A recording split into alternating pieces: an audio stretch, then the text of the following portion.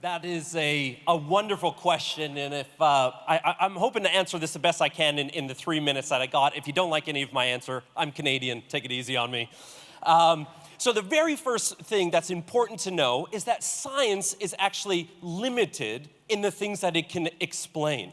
It can prove and explain how certain things work, but it can't always prove and explain why things are the way that they are. Some things, simply put, are just outside of the scientific way of investigating the world. For instance, science can't prove to you that you shouldn't poison your neighbor, although you shouldn't. I just want to make that clear.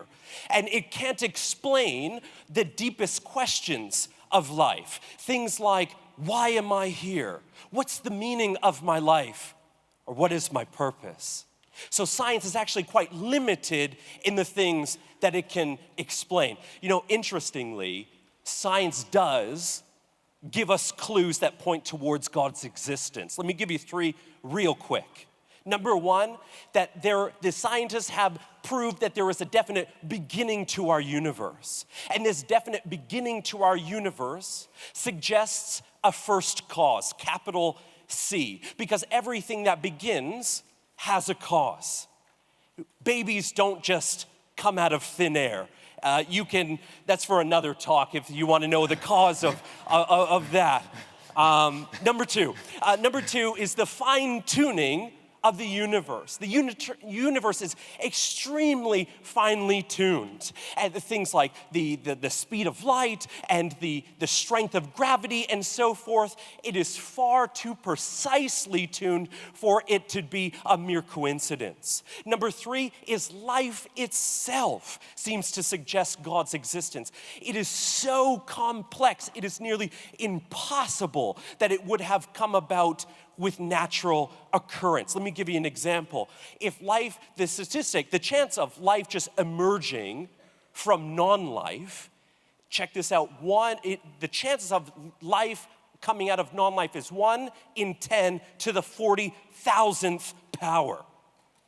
To put that in perspective, the number of particles in our universe is only 10 to the power of 80. That's a pang ting, isn't it? That's a big number. That is very Canadian. Let me, the unfortunate thing is that oftentimes we feel like we have to choose between science and God. And that's just false. That's not the case.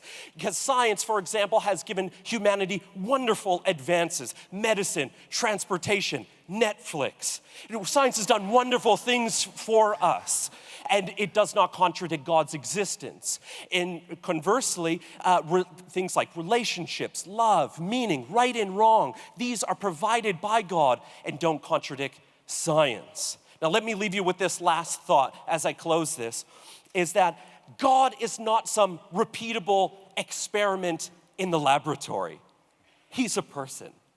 And you can experience, discover, and know this person through a relationship with Jesus. He's the one that changed my life, and he can change yours too. Thank you so much.